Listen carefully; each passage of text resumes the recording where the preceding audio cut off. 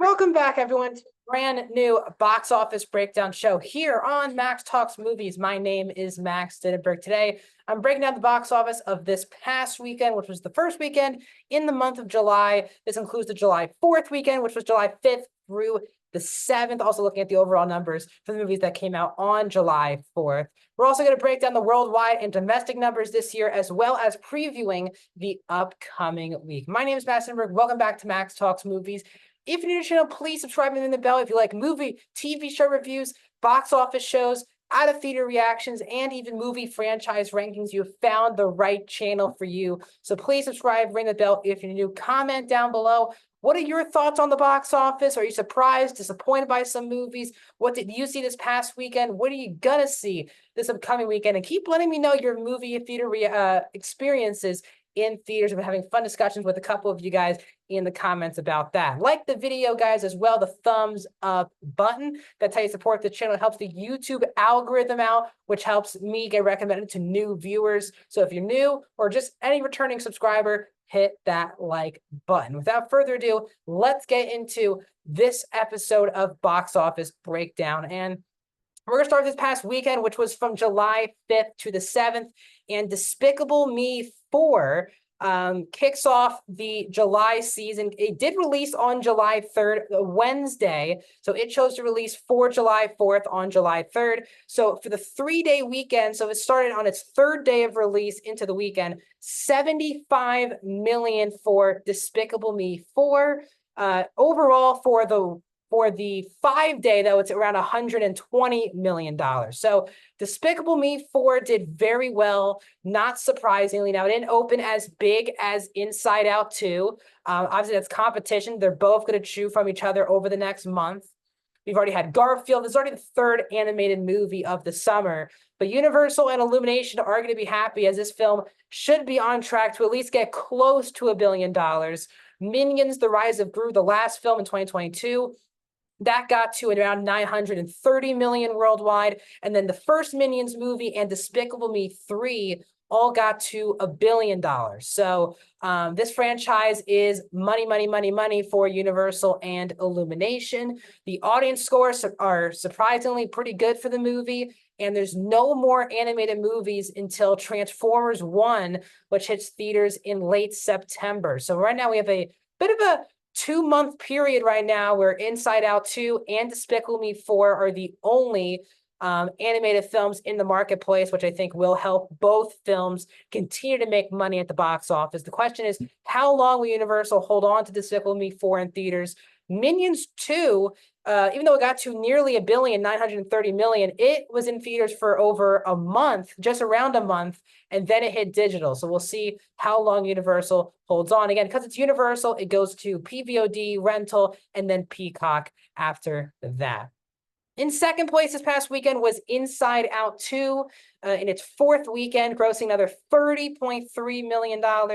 47% drop, 534 domestic, just unbelievable numbers for Inside Out 2. I've already talked about all the pros and the cons of this. Well, really the pros of Inside Out 2. It has definitely jolted the summer box office season, and I think we're finally feeling like we're in a summer movie season after May really disappointed people. Inside Out 2 has been a juggernaut, as it is the biggest movie of the year so far. In third place in its second weekend is A Quiet Place Day One from Paramount, dropping 61%, 20.6 million, around 93 million domestically. Again, these movies haven't made bank.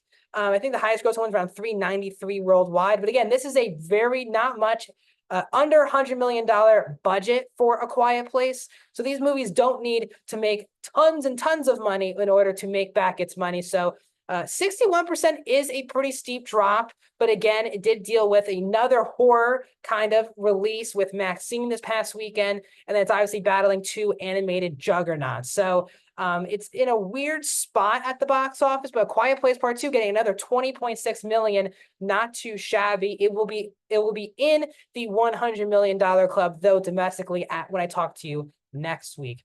In fourth place from A24 is Maxine, opening to $6.7 million. Now, while this movie opened wide, it still only opened in 2,400 theaters compared to over 3,600 for the top three movies on the box office, but still, Maxine did not get a good word of mouth, both from critics and audiences, as we're on a B cinema score. Maxine, people thought could be a big hit for A24 because obviously X and Pearl, which released kind of as indie movies in 2022 for A24, did get some attention. They're both currently on streaming services, and it seemed like there was a built-up fan base for this trilogy.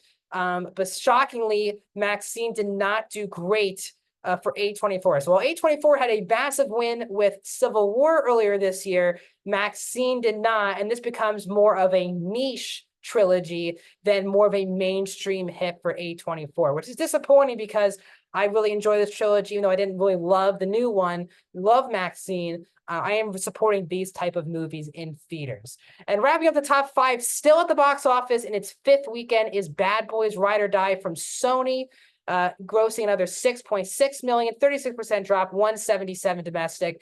This really was the kickoff to the summer movie season. Will Smith's career seems to be completely saved by a really good box office production for Bad Boys Ride or Die, that in 5 weeks, it is still in the domestic top five. So far this year, domestic this year, Inside Out 2 now has a nearly $300 million lead for the top spot, $537.9 million for Inside Out 2, $500 million just from US and Canada. Dune Part 2 is at number 2 of 282. Godzilla X Kong: The New Empire is number 3 with 196. Kung Fu Panda 4 is at 4 with 193 million. Bad Boys Ride or Die, climbing up the ranks, is at number 5 for domestic this year with 178. It does need another 22 million to get to the $200 million club, but does not seem it will get there, as there are just so many new releases coming out here in the month of July, but I'll keep on tabs on that. Kingdom of the Planet of the Apes, number 6 of 169 domestic. Despicable Me 4 in just a full week right now at the box office at 131 domestically. That will continue to grow and probably get into the top 3 by what time I talk to you next week. Ghostbusters Frozen Empire is a number 8 with 113, and If is a number 9 with 110. We have now 9 movies in the $100 million club. We are continuing to grow, as Bob Marley One Love is the one non-$100 million movie that is still at number 10. But we're finally going to be at a point now where the top 10 movies will all be in the $100 million club. But still, even though I just said that, only 2 movies have grossed over $200 million domestic, and that is both Dune Part 2 and Inside Out 2.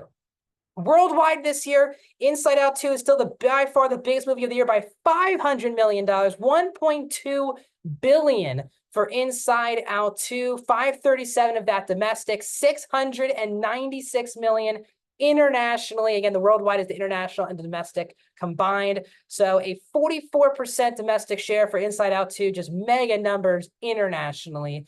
Dune Part 2 is the second biggest movie of the year, 710 million worldwide.